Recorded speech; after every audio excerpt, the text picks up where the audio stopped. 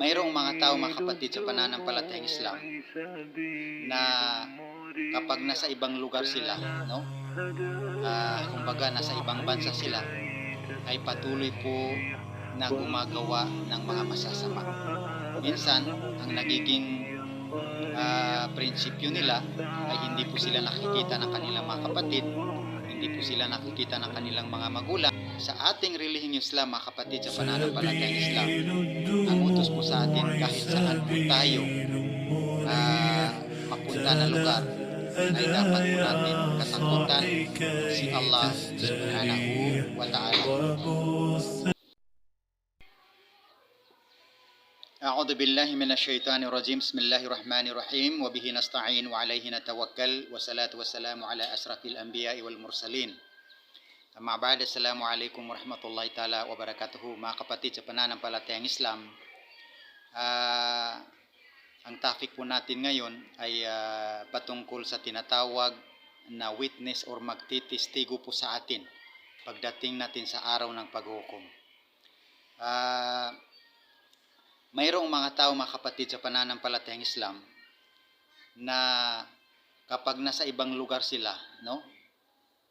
Kumbaga nasa ibang bansa sila, ay patuloy po na gumagawa ng mga masasama.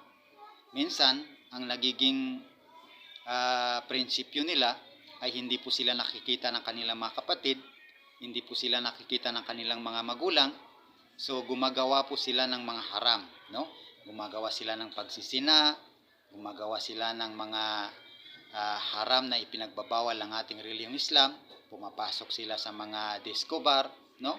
Lahat-lahat ng mga haram na ipinagbawal ng ating relihiyong Islam ay patuloy nilang ginagawa dahil para sa kanila ay hindi po sila nakikita ng kanilang mga magulang, hindi po sila nakikita ng kanilang mga kapatid. Yaong may asawa naman ay hindi po siya nakikita ng kanyang mga anak, hindi siya nakikita ng kanyang asawa. So patuloy siyang gumagawa ng mga haram, no? So sa ating relihiyong Islam, mga kapatid, sa pananampalatayang Islam, ang utos po sa atin kahit saan po tayo mapunta na lugar ay dapat po natin katakutan si Allah subhanahu wa ta'ala. Kahit saan lugar ka naroon, mga kapatid, sa pananampalatayang Islam, ay dapat katakutan mo si Allah. Dapat mong sambahin si Allah. Dapat mong iwasan ang lahat ng ipinagbabawal ni Allah subhanahu wa ta'ala. Dapat mong iwasan ang lahat ng haram, ang bid'ah, at ang pagtatambal kay Allah subhanahu wa ta'ala. Bakit, mga kapatid, sa pananampalatayang Islam? Pagdating natin sa araw ng paghukom, ay mayroong magsasaksi po sa atin na walang sinumang tao ang makakatakas nito at walang lihim na hindi mabubunyag sa araw ng paghukom. So unang-unang magsasaksi po sa atin, mga kapatid, sa pananampalatayang Islam ay yaong mga anghel, al-malaika. Sinabi ni Allah subhanahu wa ta'ala sa banal na Quran, wal malaikatu yashhadun, at ang mga malaika ang magtitistigo. Magiging witness po, no? Magiging witness sa lahat ng mga pinaggagawa ng mga tao. Mabuti man yan o masamang gawain. At sinabi rin ni Allah subhanahu wa ta'ala sa banal na Quran, wa inna alaykum lahafidin kiraman katibin ya'lamuna ma taf'alun.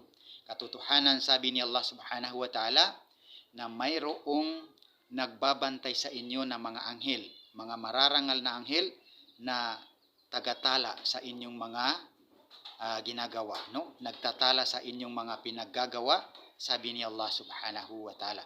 Itong mga anghel na ito ang naglilista, nagre-record po sa lahat ng mga pinaggagawa ng mga tao sa ibabaw ng lupa. So mga kapatid, sa pananampalatayang Islam, itong aya na ito na sinabi ni Allah subhanahu wa ta'ala ay pagpapatunay po ito, mga kapatid, sa pananampalatayang Islam na lahat ng ating mga pinaggagawa sa mundong ito ay mayroong mga malaika, mayroong mga anghel na nagbabantay sa atin at naglilista po sa bawat gawain ng alipin ni Allah subhanahu wa ta'ala.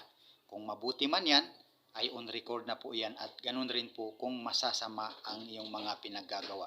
Pangalawa po na magtitistigo or magiging saksi po sa isang tao pagdating niya sa Yaumul Qiyamah, sa araw ng paghukom, ay yaong kalupaan, no? Ang kalupaan na kung saan walang sinumang tao na hindi naglalakad sa ibabaw ng lupa.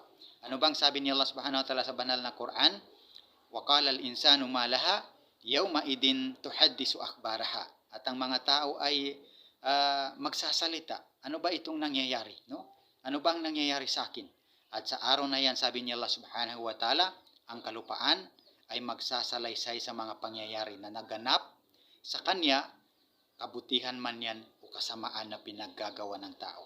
No? Ibig sabihin, lahat ng pinaggagawa natin sa ibabaw ng lupa, no, ay isasalaysay ng lupa sa araw ng paghuhukom. Ikukwento ng lupa sa araw ng paghuhukom. Kahit saan ka man pumunta, no? Middle East, Amerika, kahit saan sulok ng mundo. Tandaan mo kapatid sa pananampalatayang Islam, habang nasa ibabaw ka ng lupa, magsasaksi po yan kapatid sa pananampalatayang Islam. So, pangatlo na magsasaksi mga kapatid ay yaong ating mga sarili.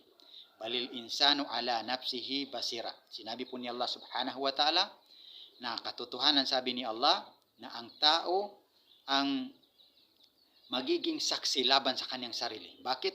Lahat po ng bahagi ng ating mga katawan ay magsasalita po sa lahat ng mga pinaggagawa ng isang tao. No? Ibig sabihin, lahat ng bahagi ng ating mga katawan ay magsasaksi patungkol sa ating mga pinaggagawa. Halimbawa, ang ating mga kamay.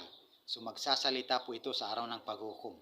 Kung ginamit mo ang iyong kamay sa pagpatay, pagnanakaw, pang-aapi, pananakit sa mga batang ulila, no? Pananakit sa mga tao, so magsasalita po ito. Magsasaksi po ito sa araw ng paghukom. At kung ginamit mo naman ang iyong mga kamay sa pamamagitan ng kabutihan, pagtulong sa mga mahihirap, pagtulong sa mga taong nangangailangan, pagtulong sa relihiyong Islam, no? Pag-utos ng mga kabutihan at pagbabawal ng mga kasamahan, so magsasaksi po yan mga kapatid sa pananampalatayang Islam. Dahil sinabi ni Allah sa banal na Quran na yaong ating mga kamay ay mangungusap sa amin, sabi ni Allah subhanahu wa ta'ala, at yaong kanilang mga paa ay magbibigay testigo po sa lahat ng kanilang mga pinaggagawa. Al-yawma nakhtimu ala afwahihim wa tukallimuna aydihim wa tashhadu arjuluhum bima kanu yakthibun. So, pang-apat mga kapatid sa pananampalatayang Islam, yaong ating mga talaan, yaong ating mga records, no? Magsasaksi rin po yan sa tao pagdating niya sa araw ng paghukom. Hada kitabuna yantiku alaikum bilhaq, no? Ang aming mga talaan, sabi ni Allah subhanahu wa ta'ala, ang magpapahayag sa inyo ng katotohanan. So mga kapatid sa pananampalatayang Islam, lahat po ng ating mga pinaggagawa, maliit man o malaki na kabutihan, maliit man o malaking kasalanan na ating ginawa, ay on record na po yun. Nakasulat na po yun sa ating mga talaan na kung saan ipapakita po yun ni Allah subhanahu wa ta'ala sa kanyang mga lipin. So mga kapatid sa pananampalatayang Islam, ang payo po ng Islam, saan man tayo naroroon ay gumawa po tayo ng kabutihan. No? Kung nakagawa man tayo ng mga masasama na ipinagbabawal ni Allah, agad po tayong magtawba kay Allah. Agad po tayong magbalik loob sa pagsisisi kay Allah subhanahu wa ta'ala at gumawa po tayo ng maraming kabutihan, no? At maging mabuti po, maging maawain, matulungin sa mga tao. Yan po ang order o di kaya ay kautusan sa atin ng mahal na propeta Muhammad sallallahu alaihi wasallam. Ittaqillah haythu ma kunt wa atbi'is sayi'atil hasanata tamhuha wa khaliqin nasa bi khuluqin hasan. No? Katakutan natin si Allah saan man tayo naroroon at sundan po natin yaong mga masasamang nagawa natin ng maraming kabutihan dahil buburahin nito ang mga masasamang nagawa at gumawa po tayo ng kabutihan sa mga tao. Sabi ng mahal na propeta Muhammad sallallahu alaihi wasallam.